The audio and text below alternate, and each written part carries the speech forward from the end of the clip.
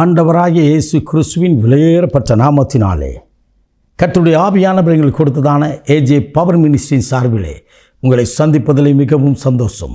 எனக்கு அருமையானவர்களே, அன்பின் நல்வாழ்த்துக்களை தெரிவித்துக் கொள்கிறேன். இந்த நாளிலே முகமுகமாய் காண செய்த தேவனை மனதார ஸ்தோத்திரிக்கிறேன். எப்படி இருக்கின்றீர்கள்? இந்த நாள் ஆசீர்வாதத்தின் நாளாய் அமையட்டும். ஹல்லேலூயா. போகட்டும். கர்த்தருடைய ஆவியானவர் நமக்கு கொடுத்த வார்த்தையை இன்றைக்கு நாம் தியானிக்கப் போகிறோம்.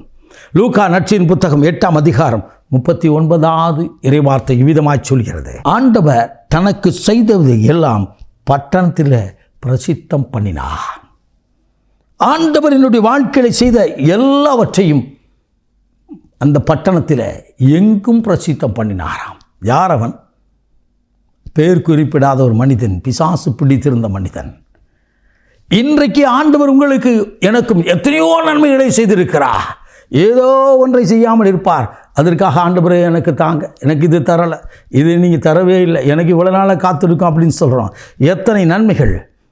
என்னை கேட்டால் நான் சொல்லுவேன், உளையான சேற்றிலிருந்து என்னை, பாப வாழ்க்கையிலிருந்து என்னை கர்த்தர் தூக்கி எடுத்து அப்படி சொந்த இரத்தத்தினாலே கழுவி என்னை நடத்தியிருக்கிறார். இதில் நின்று ஆண்டுடைய வார்த்தையை கொடுப்பதற்கு எந்த தகுதியும் இல்லாத பாத்திரம் என்பதை மாத்திரம் நான் அறிவேன். என்னை அழைத்தவரும் என் தாயின் கருவிலை உருவாக்கியமாகிய தேவன் என்னோடு கூட இருக்கிறார். ஹல்லேலூயா. உங்களோடு கூட இருக்கிறார். அவர் இருக்கிறவராக இருக்கிறேன் என்று மோசேயிடத்தில் சொன்னவர் இன்றைக்கு அவர் உயிரோடு கூட இருக்கிறார். ஆமேன். ஹல்லேலூயா. அவர் என்னுடைய வாழ்க்கையில் செய்த எல்லாவற்றையும் நான் ஜனங்களுக்கு சொல்லியிருக்கின்றேனா? ஏன் ஆண்டவரை குறித்து அறிந்தும் அறியாதபடி இருக்கின்றார்கள்? என்னுடைய வாழ்க்கையில் செய்த நன்மைகளை நான் என் உறவுகளுக்கு, என் நண்பர்களுக்கு, என் ஜனங்களுக்கு நான் கொடுக்கவில்லை. கர்த்தருடைய வார்த்தையை அறிவிக்கவில்லை.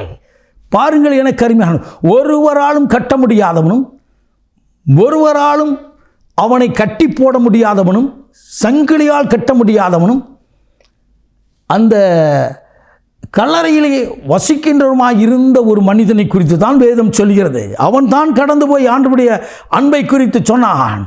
இயேசு என்னும் தெய்வம் என்னை விடுதலையாக்கினார். என் வேதம் சொல்கிறது, குமாரன் விடுதலையாக்கினாள், மெய்யான விடுதலை. சத்தியத்தை அறிவீர்கள், சத்தியம் உங்களை விடுதலையாக்கும். ஆவியானவர் இங்குண்டு அங்கு விடுதலை. இன்றைக்கு உபத்திரத்தில் கண்ணீரோடு, வேதனையோடு, பாரத்தோடு கடந்து வருகிறாயோ, கர்த்தர் உன்னோடு கூட பேசுகிறார். என் அன்பு தங்கச்சி, என் அன்பு தம்பி, என் அன்பு தாயே, என் அன்பு தகப்பனே, உங்களோடு கூட கர்த்தருடைய ஆவியானவர் பேசுகிறார். உங்கள் வாழ்க்கையிலே எத்தனை நன்மைகளை செய்திருக்கிறார். அத்தனை நன்மைகளையும் ஆண்டவரிடத்தில் போய் சொல்லியிருக்கிறீர்களா? ஆண்டவரிடத்திலே சொல்லி நன்றி சொல்லுங்கள். மற்றவரிடத்தில் ஆண்டவர் செய்த காரியத்தை குறித்து சொல்லி கிறிஸ்துவின் அன்புக்குழாய் நடத்துங்கள். எனக்கு அருமையானவர்களே, தாவீது ஒரு முறை கரடியும் ஒரு முறை சிங்கமும் வந்து என் ஆட்டை பீரிட்டும்படியா வந்தது, நானோ ஒரு ஆட்டை கிழிப்பது போல அந்த சிங்கத்தை கிழித்தேன் என்று சவுலுக்கு முன்னதாக நின்று கர்த்தர் என் மேல் வைத்த திட்டங்களையும் தீர்மானங்களையும் கர்த்தர் என்னை பயன்படுத்த விதத்தையும் சொல்லி ஆண்டுடைய நாமத்தை மையப்படுத்தினான். ஆகவே தான் சவுல் கோலியாத்திற்கு முன்னதாக அவனை அனுப்ப முடிந்தது. ஹல்லேலூயா. ஹல்லேலூயா. எனக்கு அருமையானவர்களே, 6000 பிசாசு பிடித்த மனிதன் ஒரே நாளிலே என் ஆண்டவரை சந்தித்தவுடனே விடுதலை பெற்றார். எப்படிப்பட்ட வியாதியாக இருந்தாலும் இன்றைக்கு ஆண்டவர் விடுதலை கொடுக்க அவர் வல்லவராக இருக்கிறார். அவர் மரணத்தை ஜெயித்தவர். துறைத்தனங்களையும் அதிகாரங்கள் உரிந்து கொண்டு சிலுவையிலே வெளியரங்க கோலமாகி வெற்றி சிறந்த தெய்வம் இன்றைக்கு உயிரோடு இருக்கிறார். எங்களுடைய ஜெப குழுவிற்கு வருகிற ஒரு அருமையான தாயார் உண்டு. அவர்களுடைய பெயர் டெய்சி. அவர்கள் திரைஸ்புரத்தை சார்ந்தவர்கள். அவர்கள் கணவருக்கு கால் எடுக்கும்படியாய் கால் பகுதி, பாத பகுதி அழுகிவிட்டது என்று சொல்லி குறிக்கப்பட்டு மதுரை ஆஸ்பத்திரிக்கு அனுப்பும்படியாக அவர்கள் கடந்து போகும்போது இந்த ஜபத்திற்கு வந்தார்கள். குணமளிக்கும் உபவாச ஜபத்துக்கு வந்தார்கள். ஆண்டவர் சுகத்தை கொடுத்தார், பரிபூர்ண விடுதலை கொடுத்தார், எழுந்து நின்று நடக்க பண்ணினார். அந்த நாளிலிருந்து இதுவரை ஆண்டவர் அவர்களுக்கு செய்த நன்மைகளை சொல்லி ஒவ்வொரு வாரமும் வரும்பொழுது புதிய ஆத்துமாக்களோடு வருவதை நான் கண்டிருக்கிறேன். கடந்த வாரத்தில் கூட 5 ஆத்துமாக்களை ஆண்டவர் சமூகத்துக்கு கொண்டு வந்தார்கள். ஆம், எனக்கு அருமையானவர்கள், வல்லமை உள்ளவர் மகிமையானதின் வாழ்க்கையை செய்தார் என்று சொல்லி நீங்கள் மற்றவர்களுக்கு ஆண்டவர் எனக்கு மகிமையான காரியத்தை எனக்கு செய்தார், யாருக்கோ அல்ல, இயற்கைக்கு அப்பாற்பட்ட காரியங்களை எத்தனையோ செய்திருக்கிறார். அத்தனையும் மற்றவர்களுக்கு சொல்லுங்கள். அதுதான் சுவிசேஷம். அந்த சகோதரிக்கு பாடத் தெரியாது. டெய்ஸி சகோதரிக்கு பாடத் தெரியாது. ஏன், ஜெபிக்க கூட சரியாக தெரியாது.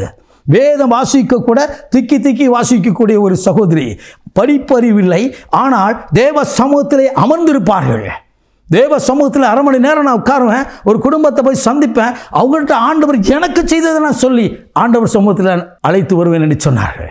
இன்றைக்கு இதுதான் கர்த்தருக்கு தேவையான பிரியமான ஒன்றாக இருக்கிறது. எனக்கு அருமையானவர்களே, உங்கள் வாழ்க்கையிலே இதை கேட்டுக்கொண்டிருக்கிற என் அன்பு சகோதரா, என் அன்பு தம்பி, என் அன்பு தங்கச்சி, உங்கள் வாழ்க்கையில் செய்த மகத்துவமான காரியத்தை குறித்து நண்பர்களுக்கு, உறவுகளுக்கு சொல்லுங்கள். கிறிஸ்துவண்டை நடத்துவார்கள். ஆண்டவர் உங்கள் வாழ்க்கையிலே பெரிய காரியங்களை இன்றைக்கு செய்ய போகிறார். அல்லேலூயா. நாம் ஜெபிப்போமா? மகா பரிசுத்தமுள்ள தகப்பனே, இந்த அற்புதமான வேலைக்காய் ஸ்தோத்திரிக்கிறோம். இன்றைக்கும் இயேசு தனக்கு செய்தவை எல்லாம் பட்டணத்தில் எங்கும் போய் பிரதிஷ்டம் பண்ணினான் என்று சொன்ன அந்த மனிதனைப் போல ஆண்டவர் எங்கள் வாழ்க்கையில் செய்த எல்லா காரியங்களையும் குறித்து, நன்மையை குறித்து ஆண்டவருடைய நாமத்தினாலே மற்றவர்களுக்கு சொல்ல எங்களுக்கு கிருபை பாராட்டும். கேட்கிற ஒவ்வொரு இருதயத்திலும் கர்த்தரிடத்தில் நடத்தக்கூடிய தயவை பாராட்டும். எல்லா மகிமையும் உமக்கு செலுத்துகிறோம். இயேசு கிறிஸ்துவின் விலையேறப்பட்ட நாமத்தில் ஜெபிக்கிறோம், ஜீவனுள்ள நல்ல பிதாவே. ஆமென். God bless you.